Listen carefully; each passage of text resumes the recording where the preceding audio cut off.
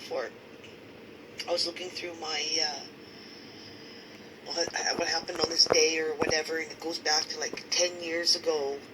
I was doing a dry run for a lesson I was going to be teaching at church the following Sunday. And just touched my heart that, I've been on this quest for a long time. And I never want to forget, that if it wasn't for God, I wouldn't be here today. And that I wouldn't have the life that I have.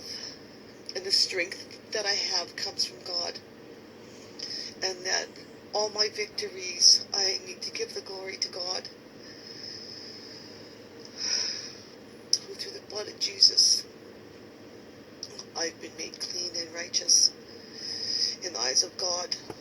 So I'm just really grateful for my life today, and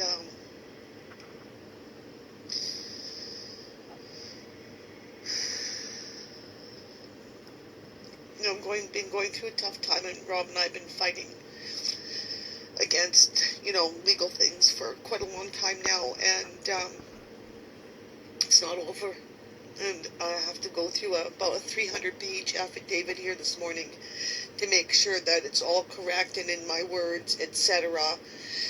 And, there's so many other things I could be doing, something for myself, or whatever, something other than wake up. The first thing I think in the morning is, what do I got to do? What's my strategy for dealing with this problem? And it's like, it baffles some of the other professionals that are involved with our life right now, legal professionals. It's baffling how this has turned out. We settled our lawsuit out of court, and you think that it would have been a positive, and all it's been is like a nightmare where I've had to fight for every little thing for Rob. Some of the things that I've had to fight for are things that I won't talk about publicly. It's embarrassing. So, things that should have been covered or a direct result of his injury. And I've had to fight to get things covered for him. And I had to fight for, I can't go to work. I've had to fight for, just to have a half decent enough income. But I'm telling you, it's less than $6 an hour with no overtime. Okay? That's what it works out to. I've done all the math on everything. Yet anybody else, agencies get paid $35 an hour. Rob was in respite for a month. It was, the bill's $9,400 just for that, just for people to help Rob while he's in the nursing home, because we had to hire private people. And then it still was like $1,000 for his respite bed. So, and that's not even his care, his rehab people, what that comes out to a month. It's unbelievable. And here, in Robert's name, what's gone into Robert's account every month is $1,000. That's what he gets. So that's what Robert gets to live on from the trust. What I get has been called my wages. It's like employment income, because I can't go get a job anywhere, because there's no consistent help. Not everybody can work with people with brain injuries. So we've had difficulty with staff, getting consistent staff. And if I did go get a job and say we did have somebody, what happens if they call in sick, they don't have a replacement, or whatever? Guess who's going to stay home and look after Rob? Me. Guess who's going to lose their job? Me. So I don't have other options. I'm effing held hostage here. And it ends up being that I resent my husband's existence. I resent my life. And I just...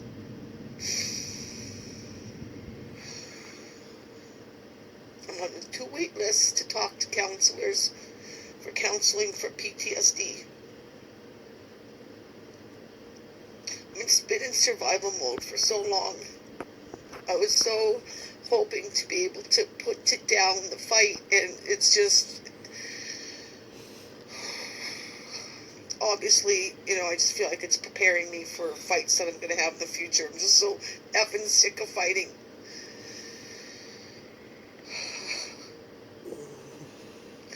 Mostly, I'm tired of being isolated at home. because Rob sleeps so many hours, and he's like down for like 12, 14 hours. And that's like 3 hours to get him ready to go anywhere. And then when he gets home after doing rehab, he's tired, he has neural fatigue, so we don't go anywhere and do much. So I have like this small window of where I get out of the yard. I'm just like, it's like a shut-in.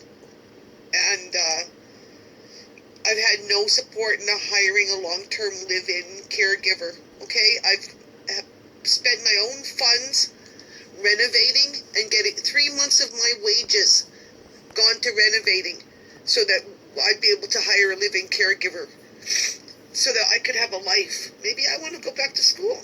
Maybe I want to go to law school. Maybe I want to volunteer.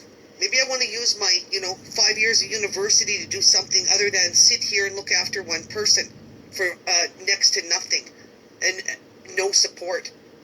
So, you know what? Where's Rob's family? Yeah, I'm live, yeah. Where's Rob's family? Where's the phone calls? Where's anything? It's where we're moving to New Brunswick, okay? It's easier to take the hurt of being abandoned when you move to the other side of the country. That way it's like easy to understand why no one comes to visit. Because Rob's mom told me that, that it's too far, and like they just want to go straight to Vancouver. They're traveling. We're too far out of the way to go visit. It's too much of a problem to call. But whatever, okay? Rob and I are each other's family. That's all that matters. Us and our dogs.